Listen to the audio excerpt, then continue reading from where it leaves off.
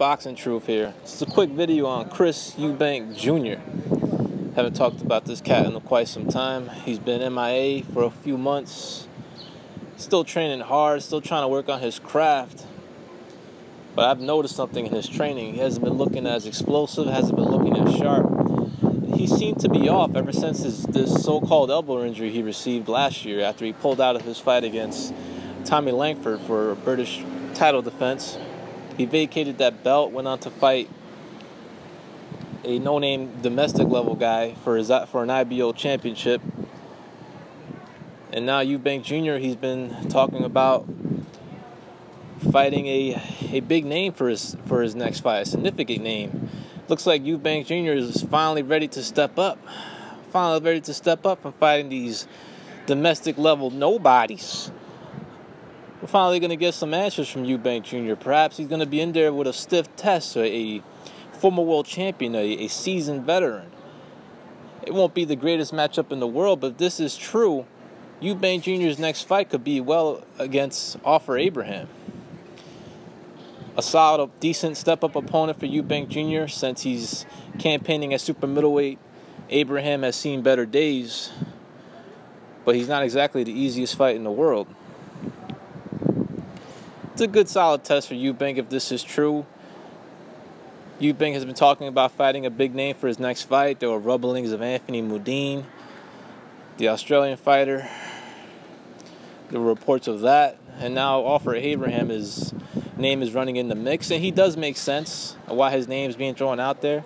If you look at the IBO rankings, which is computerized, he's rated number 2 at super middleweight according to the IBO.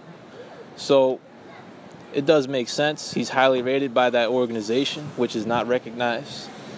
Eubank is campaigning at super middleweight. It's not really the best ideal weight for him, though. He's not very strong at the weight. He's not as big a puncher. He's not the biggest puncher, period, but he has more advantages at middleweight. He's better at that weight. He's a little stronger at that weight. He's a little bit better of a puncher at that weight because he's dealing with guys that are a little smaller.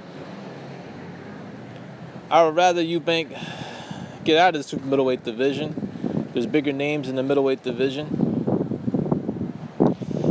There's bigger, more significant fights at that division.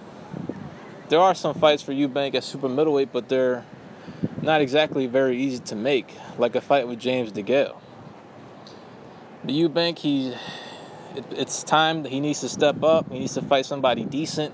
Offer Abraham is not the best opponent, but he's a step in the right direction. Eubank needs to take care of business. He needs to, if this is the guy, stylistically, it's a good matchup for him. Abraham, he's a strong fighter, hard to knock out, hard to hurt, but he's very limited.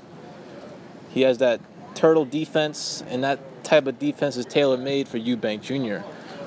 He's going to treat Offer Abraham like a heavy bag. He's going to outpunch him. He's going to outland him. He's just going to be too busy for Offer Abraham.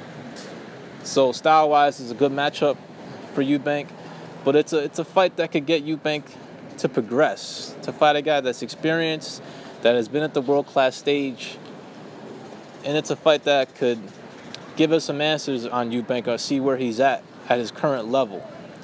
Eubank's been talking shit about other fighters.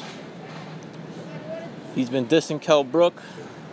That's a fight someday I would like to see. If Kell Brook can manage to get back, rehabilitate himself, and get back to winning ways eventually down the road, I would like to see Kell Brook fight Chris Eubank Jr. for all the disses he's been shouting at him, saying that we don't own towels, that how can you give up your world title simply because of a swollen eye?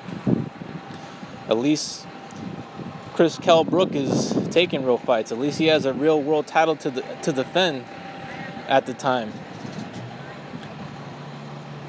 Unlike Eubank Jr., who is losing respect by everybody in the industry as each and every day passes. Talks a lot of shit, makes a lot of noise, but ends up fighting these no-name domestic level nobodies for the longest of times. It's been a number of years since Eubank Jr. has been in a real fight. So if the Abraham fight happens, that's a step in the right direction. And hopefully Eubank will fight a world champion very soon, sometime in the near future, as he needs to answer some questions. He needs to show how real he is. Is he willing to take the challenges instead of dissing other fighters that actually take challenges? This is Boxing Truth. I'm out.